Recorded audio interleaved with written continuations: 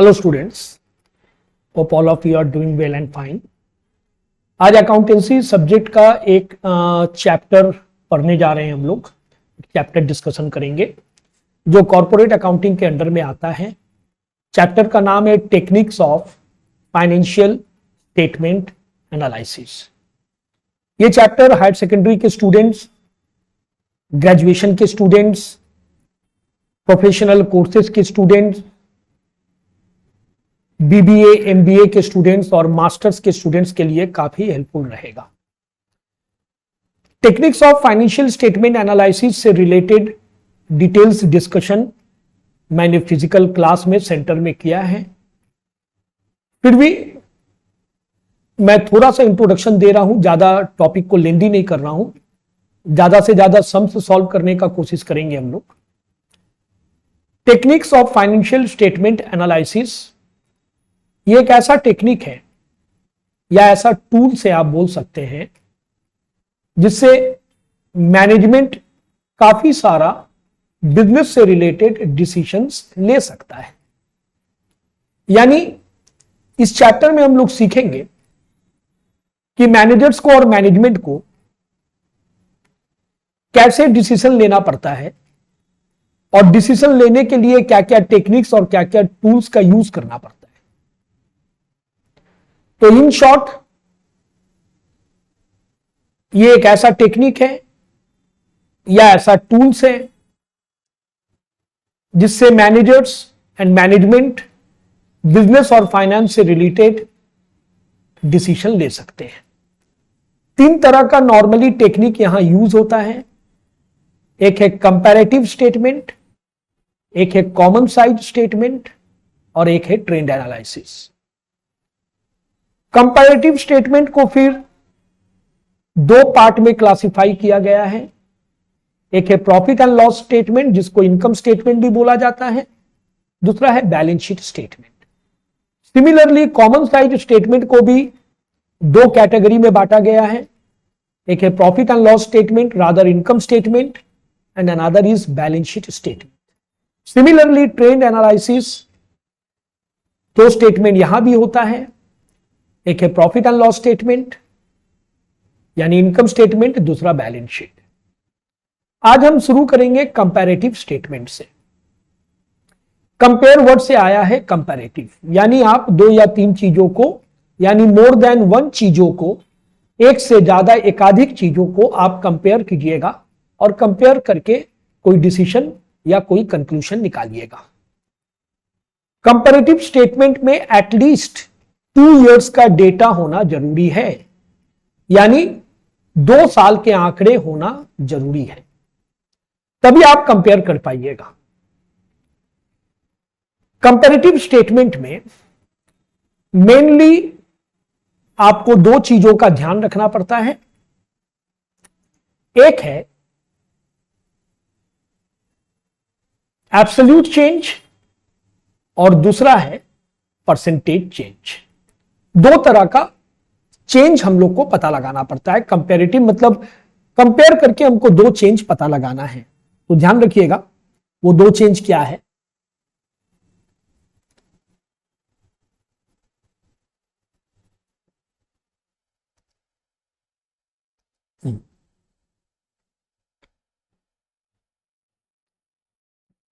Change यहां दो तरह से हम लोग पता लगाते हैं। एक है एब्सोल्यूट चेंज, एब्सोल्यूट चेंज, और दूसरा है परसेंटेज चेंज। ये सम्स के संग मैं आपको एक्सप्लेन कर दूंगा कि एब्सोल्यूट चेंज और परसेंटेज चेंज हम लोग कैसे पता लगाते हैं। दो तरह का चेंज हमको पता लगाना है और पता लगा के हमको डिसीजन में पहुंचना है, कंक्लूजन में पहुंचना है। तो कंपैरेटिव स्टेटमेंट में हम लोग चेंज कैलकुलेट करते हैं, absolute change and percentage change. ठीक, अब फॉर्मूला में थोड़ा आते हैं, जरा फॉर्मूला देख लेते हैं। हम लोग अभी क्या पढ़ने जा रहे हैं? हम लोग कंपैरेटिव का प्रॉफिट एंड लॉस स्टेटमेंट यानी इनकम स्टेटमेंट पढ़ने जा रहे हैं। 2 ईयर का डेटा आपको दे देगा। पहला ईयर को बोला जाता है प्रीवियस ईयर, जिसका और एक नाम है बेस ईयर।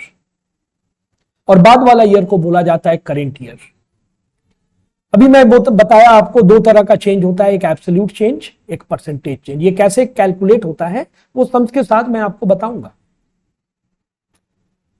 सबसे पहले शुरू होगा इनकम से। सबसे पहले हेडिंग करेंगे revenue from operation. Revenue means income होता है। इसमें सबसे पहले आएगा सेल्स माइनस सेल्स रिटर्न। दोनों ईयर का डेटा डालेंगे, एब्सोल्यूट चेंज कैलकुलेट करेंगे, परसेंटेज चेंज कैलकुलेट करेंगे।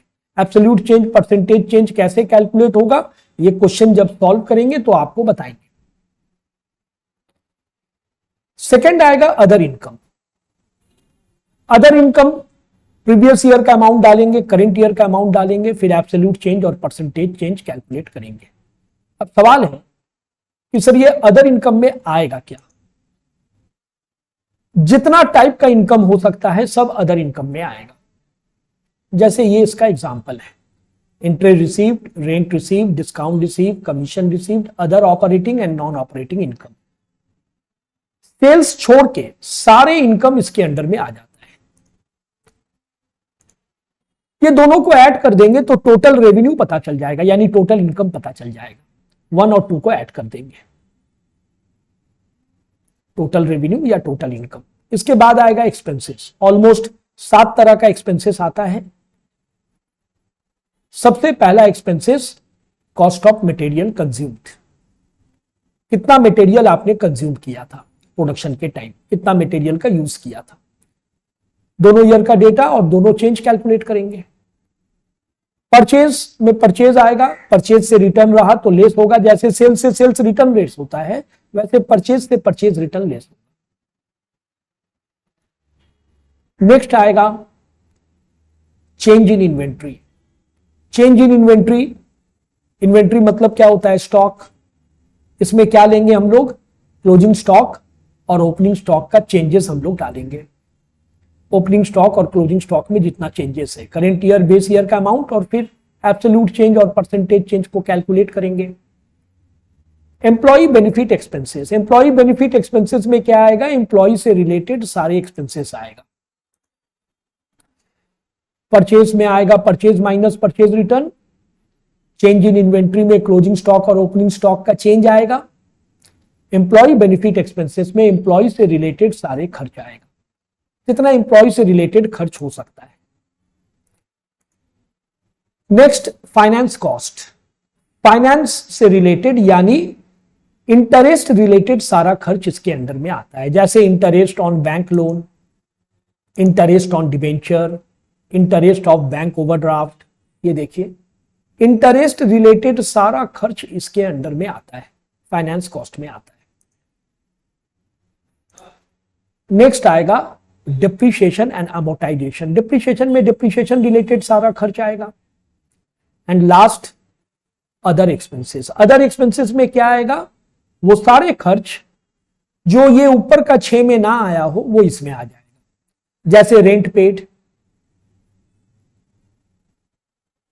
जैसे इलेक्ट्रिसिटी चार्जेस, ऐसा कोई भी खर्च जो ऊपर का 6 में ना आया हो वो अदर एक्सपेंसेस में आ जाएगा। हर सम्स में ये सातों खर्च देगा ये जरूरी नहीं है, जो देगा डालेंगे, जो नहीं देगा नहीं डालेंगे। सातों खर्च को जोड़ देंगे तो टोटल एक्सपेंसेस पता चल जाएगा। टोटल रेवेन्यू से टोटल एक्सपेंसेस को माइनस करेंगे, मतलब 3 से 4 को माइनस करेंगे तो क्या पता चल जाएगा? प्रॉफिट बिफोर टैक्स या अर्निंग बिफोर टैक्स भी आप बोल सकते हैं। ये देखिए 3 से 4 को माइनस किया मैंने। 3 मेरा कौन सा था? Serial number 3। सीरियल नंबर 3 मेरा ये था, ये टोटल। 4 कौन सा था? 4 था मेरा ये वाला। तो माइनस करेंगे 3 से 4 को, हम लोग को प्रॉफिट बिफोर टैक्स पता चल जाएगा, या अर्निंग बिफोर टैक्स भी बोल सकते हैं आप। यहां से गवर्नमेंट का टैक्स माइनस कर देंगे। फाइनली अब जो आएगा वही मेरा आंसर है, वहीं पर एंड करेंगे, जिसका नाम होगा प्रॉफिट आफ्टर टैक्स, जिसको पैट बोलते हैं या अर्निंग आफ्टर टैक्स भी बोल सकते हैं आप। 5 से 6 माह को माइनस करेंगे, प्रॉफिट बिफोर टैक्स से टैक्स को माइनस करेंगे। ये मेरा फाइनल आंसर यहीं पर एंड होगा।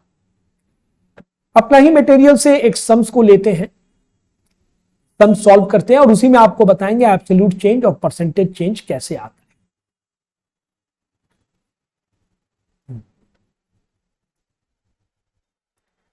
देखिए, अपना ही स्टडी मटेरियल का क्वेश्चन नंबर 3 को सिलेक्ट किए हैं। Prepare comparative income statement. अभी मैं आपको कंपैरेटिव इनकम स्टेटमेंट पढ़ा रहा हूं। ये देखिए, प्रॉफिट एंड लॉस स्टेटमेंट को इनकम स्टेटमेंट बोला जाता है। बहुत इजी चैप्टर है। 2 ईयर का डेटा दे दिया है, 31 मार्च 2020, 31 मार्च 2021, यानी ये मेरा फाइनेंशियल ईयर हो गया 1920 और ये मेरा फाइनेंशियल ईयर हो गया 2021। ये मेरा 1920 और ये मेरा फाइनेंशियल ईयर हो गया 2021। तो इस ईयर को हम लोग बोलेंगे प्रीवियस ईयर या बेस ईयर भी आप बोल सकते हैं, और ये वाला ईयर को हम लोग क्या बोलेंगे, करेंट ईयर। बाद वाला ईयर करेंट ईयर, पहले वाला ईयर बेस ईयर। सेल्स दिया है, कॉस्ट ऑफ गुड्स सोल्ड का अमाउंट दिया है, इनडायरेक्ट एक्सपेंसेस दिया है, इनकम टैक्स का रेट दिया है। अभी फॉर्मेट जैसे दिखाए थे फॉर्मूला में, उसी तरह से फॉर्मेट हम लोग ड्रॉ करेंगे। ऊपर में comparative income statement of company का नाम देगा तो नाम लिखेंगे। फॉर द ईयर एंडेड अपना करेंट ईयर का ईयर एंडिंग लिखेंगे। करेंट ईयर एंड कहां हो रहा है, 31 मार्च 2021 में ईयर एंड हो रहा है। एज पर फॉर्मूला आपने सबसे पहले क्या देखा था, रेवेन्यू फ्रॉम ऑपरेशन। उसमें सबसे पहले आया था सेल्स माइनस सेल्स रिटर्न। फिर से मैं फॉर्मूला आपको दिखा रहा हूं, ये देखिए, रेवेन्यू फ्रॉम ऑपरेशन, उसमें आया था sales minus sales return. Sums में सेल्स है लेकिन सेल्स रिटर्न नहीं है, और सेल हमें कैलकुलेट करना पड़ेगा। कैसे कैलकुलेट होगा, बोल रहा है कॉस्ट ऑफ गुड्स सोल्ड का 120%। कॉस्ट ऑफ गुड्स सोल्ड बता दिया है 20 लाख, इसी का 120%, और यहां पर 150% कॉस्ट ऑफ गुड्स सोल्ड का। Cost of goods sold 25 lakh दिया है, इसी का 150%। तो ऑलमोस्ट फॉर्मेट का जो लेंथ होगा हाफ पेज या हाफ पेज से थोड़ा बड़ा रखिएगा। और वर्किंग में चलिए, सबसे पहले हम लोग को लेना क्या है, रेवेन्यू फ्रॉम ऑपरेशन। तो रेवेन्यू फ्रॉम ऑपरेशन में आएगा क्या, sales minus sales return. Sales return तो नहीं है, सेल्स का अमाउंट आएगा, और सेल्स वर्किंग्स में जाके पहले हम लोग को कैलकुलेट करना है। क्या बोला था, फर्स्ट ईयर का सेल्स क्या होगा, कॉस्ट ऑफ गुड्स सोल्ड का 120%। Cost of goods sold 20 lakh दिया था, उसी का 120%। सेकेंड ईयर का बोला था 150%। सेकेंड ईयर का cost of goods sold 25 lakh दिया था, उसका 150%। ये आया दोनों फिगर। सेल्स में जाकर ये अमाउंट हम लोग डाल देंगे। सेल्स नोट 1 वर्किंग नंबर 1 में किए हैं, मेंशन कर देंगे। दोनों ईयर का अमाउंट डाल दिए। एब्सोल्यूट चेंज मैं बोला था सम्स के साथ बताऊंगा, सम्स के साथ बता रहा हूं। एब्सोल्यूट चेंज का डेफिनेशन है change in terms of money, पैसा में जितना चेंज हुआ। तो वो कैसे पता लगेगा, करेंट ईयर का अमाउंट से बेस ईयर का अमाउंट को माइनस करेंगे। करेंट ईयर का अमाउंट से प्रीवियस ईयर का अमाउंट को माइनस करेंगे। 37,50,000 को माइनस करेंगे 24 लाख से। माइनस करने से ये अमाउंट आएगा 13,50,000। This is known as absolute change. तो what is absolute change, the definition of absolute change is change in terms of money. कैसे, how will we get that, आपको करंट ईयर का फिगर से base year का figure को minus करना। You have to deduct amount of current year minus amount of base year, you will get the absolute change. Now how to calculate percentage change. Percentage change आप कैसे calculate करेंगे, बहुत simple है, absolute change divided by base year amount. Now what is your absolute change, absolute change is 13,50,000 and what is your base year amount, base year amount is 24 lakh multiplied by 100. Why 100? To calculate percentage we have to multiply it by 100. Percentage निकालने के लिए आपको 100 से multiply करना पड़ता है। जब भी कोई चीज का परसेंटेज निकालिएगा तो आपको 100 से इंटू करना पड़ता है। तो परसेंटेज चेंज का फॉर्मूला क्या है, न्यूमरेटर में आएगा एब्सोल्यूट चेंज का अमाउंट, डिनोमिनेटर में आएगा बेस ईयर का amount multiplied by 100। 13,50,000 divided by 24 lakh into 100। Formula में सेकंड चीज क्या था, सेकंड अमाउंट क्या था, अदर इनकम। इस सम्स में अदर इनकम नाम का कोई चीज नहीं है, चेक कर लीजिए, कोई अदर इनकम नहीं है, बट ये हेडिंग डालना पड़ेगा। डैश लगा के आप आगे बढ़ जाइए, अब ऐड कर दीजिए तो आपको टोटल रेवेन्यू पता चल जाएगा 1 + 2। जब ये है नहीं तो टोटल रेवेन्यू में यही फिगर आ जाएगा, ये रहा, this is total revenue 1 + 2। Now it comes expenses, serial number 4 expenses. Expenses में सबसे पहले क्या था फॉर्मूला में, cost of goods sold. Cost of goods sold is already given in the problem, 20 lakh and 25 lakh. Just put it down, 20 lakh 25 lakh. Absolute change मैंने क्या बोला, change in terms of money, current year amount minus base year amount, 25 lakh minus 20 lakh, how much, 5 lakh. Percentage change कैसे calculate होगा, numerator में absolute change that means 5 lakh divided by base year amount 20 lakh into 100, again 5 lakh divided by 20 lakh into 100। As per formula इसके बाद था purchase. जब cost of goods sold दे देगा तो परचेज नहीं देगा, और लेना भी नहीं है परचेज को। फॉर्मूला में देखिए नंबर 1 में आता है cost of goods sold, number 2 में क्या आता है, परचेज। सीरियल को मेंटेन कीजिएगा। नंबर 3 में चेंज इन इन्वेंट्री यानी चेंज इन स्टॉक नहीं है सम्स में। नंबर 4 में एम्प्लॉय बेनिफिट एक्सपेंसेस, एम्प्लॉय से रिलेटेड खर्च, वो भी नहीं है सम्स में। नंबर ई में फाइनेंस कॉस्ट, इंटरेस्ट रिलेटेड खर्च, वो भी नहीं है, देख लीजिए। एक ही खर्च है इनडायरेक्ट एक्सपेंसेस। कहां आएगा इनडायरेक्ट एक्सपेंसेस, अदर एक्सपेंसेस में आएगा। डिप्रिशिएशन भी नहीं है, अदर एक्सपेंसेस में आएगा indirect expenses. Now what is the amount of indirect expenses, ध्यान दीजिएगा इनडायरेक्ट एक्सपेंसेस का अमाउंट कितना दिया है। ये देखिए 10% ऑफ ग्रॉस प्रॉफिट, यहां भी बोल रहा है 10% ऑफ ग्रॉस प्रॉफिट। तो इनडायरेक्ट एक्सपेंसेस का अमाउंट दिया नहीं है, इसका हम लोग को वर्किंग करना पड़ेगा। उसके लिए हम लोग को ग्रॉस प्रॉफिट पता लगाना पड़ेगा। अब ग्रॉस प्रॉफिट कैसे पता लगेगा, ग्रॉस प्रॉफिट का फॉर्मूला है sales minus cost of goods sold. Gross profit का फॉर्मूला है sales minus cost of goods sold. First year का सेल्स कितना था, हम लोगों ने निकाला था 24 लाख, और सेकेंड ईयर का सेल्स 37,50,000। फॉर्मूला क्या है, sales minus cost of goods sold. Cost of goods sold question में दे दिया था ना, ये देखिए 20 लाख। तो फर्स्ट ईयर का सेल्स कितना था, 24 lakh, minus cost of goods sold कितना था, 20 लाख। 24 लाख से 20 लाख आप माइनस कीजिएगा तो 4 लाख आएगा ग्रॉस प्रॉफिट। और इनडायरेक्ट एक्सपेंसेस क्या बोला है, ग्रॉस प्रॉफिट का 10%, तो 4 लाख का 10%। ये देखिए सेल्स कितना है 24 lakh, cost of goods sold question में दिया हुआ था, ये माइनस करने से 4 लाख आता है। ये क्या निकल गया, ग्रॉस प्रॉफिट निकल गया। ये ब्रैकेट वाला चीज है ग्रॉस प्रॉफिट। और इनडायरेक्ट एक्सपेंसेस क्या बोला है, ग्रॉस प्रॉफिट का 10%, तो 4 लाख का 10% 40,000।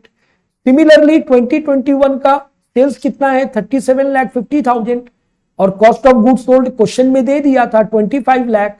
ये ब्रैकेट वाला चीज को सॉल्व करके क्या आएगा, ग्रॉस प्रॉफिट का अमाउंट आएगा, उसी का 10% आप निकालिएगा, इनडायरेक्ट एक्सपेंसेस आ जाएगा 1,25,000। इनडायरेक्ट एक्सपेंसेस कौन सा हेड में आएगा, अदर एक्सपेंसेस वाला हेड में आएगा। इनडायरेक्ट एक्सपेंसेस आप अदर एक्सपेंसेस का हेडिंग डालकर इसके नीचे भी लिख सकते हैं इनडायरेक्ट एक्सपेंसेस, या डायरेक्ट भी लिख सकते हैं आप indirect expenses. Note number 2, 40,000, 40,000 and 1,25,000। Absolute change, change in terms of money, current year minus base year amount 1,25,000 minus 40,000। Percentage change कैसे आएगा, absolute change divided by base year amount, 85,000 divided by 40,000 into 100, 212.5%। और कोई expenses नहीं है। अब ये दोनों expenses को हम लोग ऐड कर देंगे, इसको ऐड करेंगे, इसको भी ऐड करेंगे, इसको भी आप ऐड कर सकते हैं या माइनस करके डिफरेंस भी निकाल सकते हैं, सेम आएगा। यानी करेंट ईयर का अमाउंट 26,25,000 माइनस बेस ईयर का अमाउंट 20,40,000, जो आएगा ये दोनों ऐड करके सेम आएगा 5,85,000। परसेंटेज ऐड मत कीजिएगा, परसेंटेज आपको कैलकुलेट करना पड़ेगा। कैसे? एब्सोल्यूट चेंज को ऊपर रखिए, absolute change divided by base year amount 5,85,000 divided by 20,40,000 into 100, ये आएगा अमाउंट। ये क्या आ गया? ये टोटल एक्सपेंसेस आ गया। ए और बी को जोड़ के, ए बी क्यों लिखा मैंने? ये जो ए बी था ये लिखना जरूरी भी नहीं है, आप लिख भी सकते हैं, नहीं भी लिख सकते हैं। इसके बाद क्या आएगा? Profit before tax. कैसे आएगा? Total revenue minus total expenses, मतलब 24 लाख से 20,40,000 माइनस करना है। 24 लाख से 20,40,000 माइनस करना, ये टोटल रेवेन्यू का अमाउंट है और ये टोटल एक्सपेंसेस का अमाउंट है। सिमिलरली 37,50,000 से 26,25,000 माइनस करना है। एब्सोल्यूट चेंज कैसे आएगा? डिफरेंस, इन दोनों का difference, current year amount minus base year amount 11,25,000 minus 3,60,000। Percentage change कैसे आएगा? Absolute change divided by base year amount multiplied by 100, 7,65,000 divided by 3,60,000 into 100। ये क्या आ गया? Profit before tax. कैसे आया? 3 माइनस 4, यानी total revenue minus total expenses. Then आएगा टैक्स। क्वेश्चन में टैक्स का परसेंटेज बता दिया था, ये देखिए 50%, 50% of net profit before tax, यानी आपका जो अभी प्रॉफिट बिफोर टैक्स आया इसी का 50%। 3,60,000 का 50% कैलकुलेट कीजिएगा, 11,25,000 का 50% कैलकुलेट कीजिएगा। एब्सोल्यूट चेंज इन दोनों का difference 5,62,500 minus 1,80,000। Percentage change, absolute change divided by base year amount into 100, 3,82,500 divided by 1,80,000 into 100। Then it comes profit after tax. Finally profit after tax ही मेरा आंसर है। Minus करेंगे 5 से 6 को, मतलब प्रॉफिट बिफोर टैक्स से टैक्स का पैसा को माइनस करेंगे। 3,60,000 minus 1,80,000, 11,25,000 minus 5,62,500। Absolute change difference in amount, percentage change absolute change divided by base year amount multiplied by 100, 3,82,500 divided by 1,80,000 into 100। ये अपना final answer profit after tax 5 minus 6। Next video में और भी कुछ हम लोग सम्स सॉल्व करेंगे। Okay, thank you everybody.